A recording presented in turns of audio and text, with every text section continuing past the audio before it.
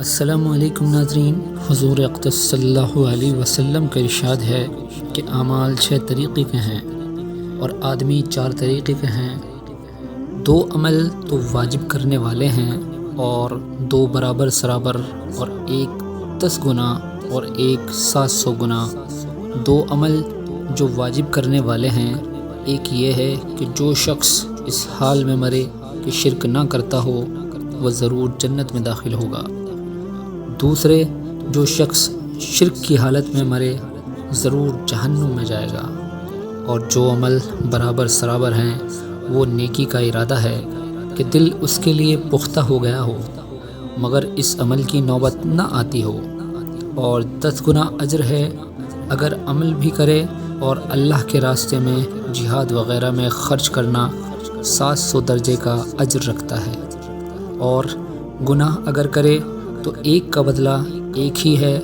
اور 4 قسم کے آدمی ہیں کہ بعض لوگ ایسے ہیں کہ جن پر دنیا میں وسعت ہے، آخرت میں تنگی ہے۔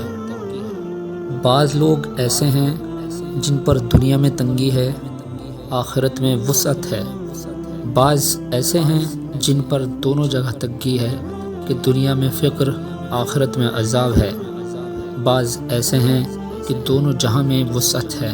ایک شخص حضرت ابو ہریرہ رضی اللہ تعالیٰ عنہ کی خدمت میں حاضر ہوئے اور عرض کیا، میں نے سنا ہے آپ یہ نقل کرتے ہیں کہ اللہ جل شانہ بعض نیکیوں کا بدلہ 10 لاکھ گنا عطا فرماتے ہیں۔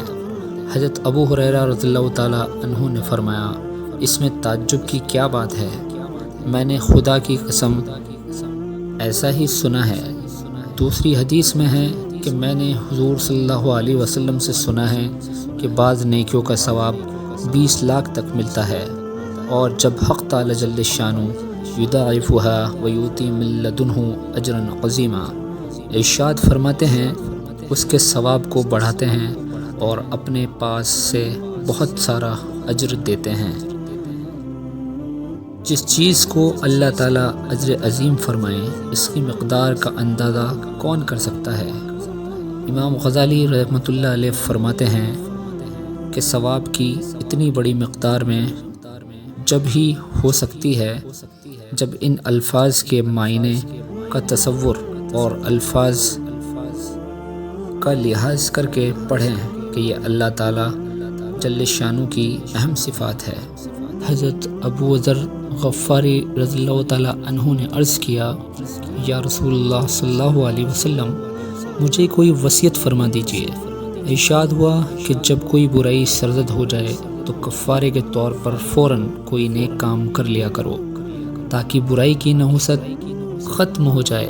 میں نے عرض کیا، یا رسول اللہ صلی اللہ علیہ وسلم، لا الہ الا اللہ پڑھنا بھی نیکیوں میں داخل ہے؟ حضور صلی اللہ علیہ وسلم نے فرمایا کہ یہ تو ساری نیکیوں میں افضل ہے۔ برائی اگر گناہ صغیرہ ہے تو نیکی اس کا کفارہ ہے، نیکی سے اس کا مٹ جانا ظاہر ہے، اور اگر گناہ کبیرہ ہے تو قواعد کے موافق توبہ سے ہی گناہ کبیرہ معاف ہو سکتے ہیں، یا محض اللہ کے فضل سے، جیسا پہلے بھی گزر چکا ہے کہ توبہ کرنے سے پھر وہ اعمال نامے میں نہیں رہتا، یعنی گناہ نہ اعمال نامے سے مٹا دیا جاتا ہے اور نہ ہی کہیں اس کا ذکر ہوتا ہے۔ چنانچہ ایک حدیث میں وارد ہے کہ جب بندہ توبہ کرتا ہے تو حق تعالی جل شانہ وہ گناہ کرامن کاتبین کو بھلا دیتے ہیں، اور اس گناہ کرنے والے گناہ گار بندے کے ہاتھ پاؤں کو بھی بھلا دیتے ہیں، اور زمین کے اس حصے کو بھی جس پر وہ گناہ کیا گیا ہے، حتیٰ کہ کوئی بھی اس گناہ کی گواہی دینے والا نہیں رہتا۔ گواہی کا مطلب یہ ہے کہ قیامت میں آدمی کے ہاتھ پاؤں اور بدن کے دوسرے حصے نیک یا بد اعمال جو بھی کیے ہوں ان کی گواہی دیں گے، جیسا کہ باب صوم فضل دوم حدیث نمبر 18 کے تحت میں آ رہا ہے۔ حدیث بالا کی روایت میں ارشاد فرمایا گیا ہے کہ گناہ سے توبہ کرنے والا ایسا ہے جیسا کہ گناہ کیا ہی نہ ہی۔ یہ مضمون کئی حدیثوں میں وارد ہوا ہے۔ توبہ اس کو کہتے ہیں کہ جو گناہ ہو چکا اس پر انتہائی ندامت اور شرم ہو، اور آئندہ کے لیے پکا ارادہ ہو کہ پھر کبھی اس گناہ کو نہیں کرے گا۔ ایک دوسری حدیث میں ہے، حضور صلی اللہ علیہ وسلم کا ارشاد ہے کہ اللہ کی عبادت کرو اور کسی کو اس کا شریک نہ بناؤ، اور ایسے اخلاص سے عمل کیا کرو جیسا کہ وہ ذات پاک تیرے سامنے ہو، اور اپنے آپ کو مردوں میں شمار کرو، اور اللہ کی یاد ہر درخت، ہر پتھر کے قریب کرو، تاکہ بہت سے گواہ قیامت کے دن ملیں۔ اور جب کوئی برائی ہو جائے تو اس کے کفارے میں کوئی نیکی کیا کرو۔ اگر برائی مخفی کی ہے تو نیکی بھی مخفی ہو، اور برائی کو علی اعلان کیا ہے تو اس کے کفارے میں نیکی بھی علی اعلان ہو۔